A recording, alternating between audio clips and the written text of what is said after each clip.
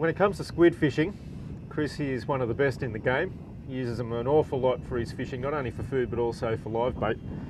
And we're great admirers of the Shimano Sephia systems. And what you've got there, Chris, is a real bag of goodies for us eggy freaks. Yep. Can you show us through it? We've got one of the Shimano hard cases here. This is the large one. And it's good to carry a variety of colours and size squid jigs.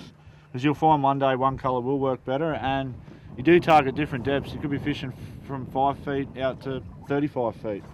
So it is handy to have a range of colours and sizes. And I'm going to give a go a new purple Chimera. This one hasn't been trialled yet in Australia, and I reckon it could be a winner. That's a hot looking lure. In fact, looking into there, you just go, okay, I'll put that, no, I like, oh, hang on, that one's pretty good. It's kind of eeny, meeny, miny, mo, isn't it? It is. You could literally just close your eyes and take a lucky dip, and pretty much most of these jigs will work really good. Well, the proof will be in the pudding. Let's do it. Let's try it. At the moment we're on the drift with the wind, and I'm casting ahead of the boat. When it's on the bottom of the line, I'll relax. And then I'm giving it 2 jerks. You see the line relax again. And in a weeded area, you can do that. Quite often you'll rip it up out of the weed because these jigs will sit on their keel. They won't lay flat, they'll sit on the keel so the prongs won't catch the weed. What it looks like is a prawn just shooting up out of the weed, and the squid sees it and he comes straight onto it.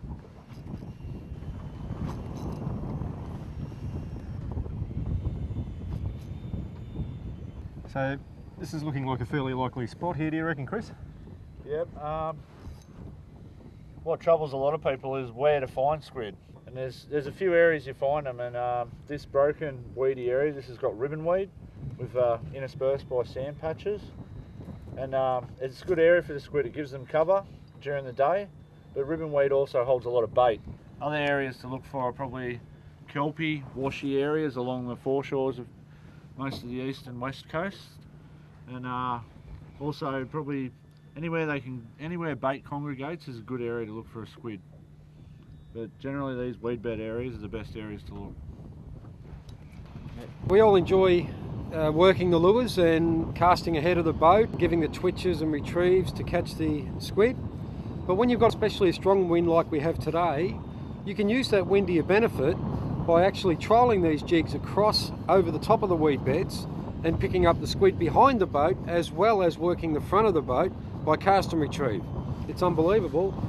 All we've got to do is cast that lure out into the wind, and you need to do a flat action, otherwise it won't go too far. And then we can just close up the bail and we can leave that in the rod holder. We don't have to work that because it's going to be moving over the weed bed, and then we can move forward and fish on the other side of the boat, and we've got jigs going on both sides. Give it a go.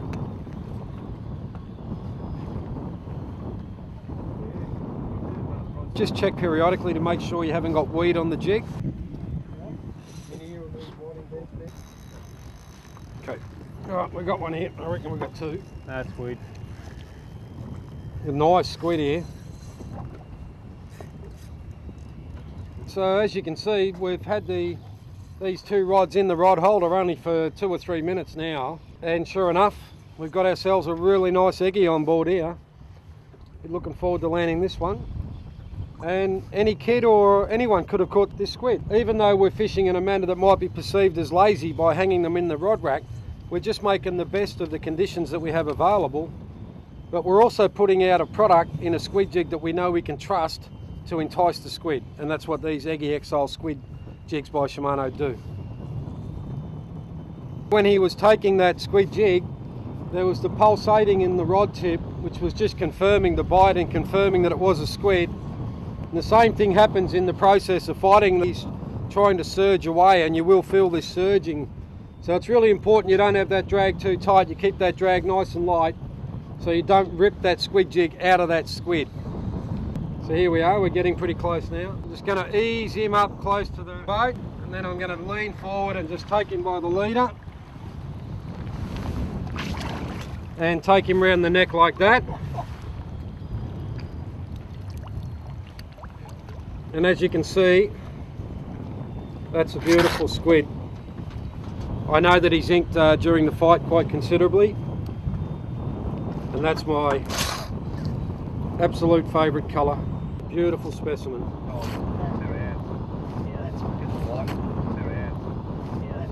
Okay, what we'll do is we'll now put this squid to sleep. We just dig our fingers in here, break through that section of the back of his neck, and you can see him now changing colour. And that's it, he's asleep. Nice and easy, and no chance of him squirting ink in the boat. And now you can put him on ice and look after him. I just tied on a new colour. It's a new Chimera 3.0 in the purple colour. Couldn't resist it. Now I might get Cole over here because he's going to demonstrate to me his little technique, because I've never seen it before. I catch a lot of squid, but I use them for live bait. So Cole, you want to show me a little trick you do here? Just in here, Chris, you can do it. Just get your finger in there and part it, and then just force it out. Like that? Yep, that's it. And that's it. In under, that's it. Now you notice the squid instantly starts to Change colour. And one thing with food preparation, they reckon with fish, squid, if it is killed instantly, it will taste better.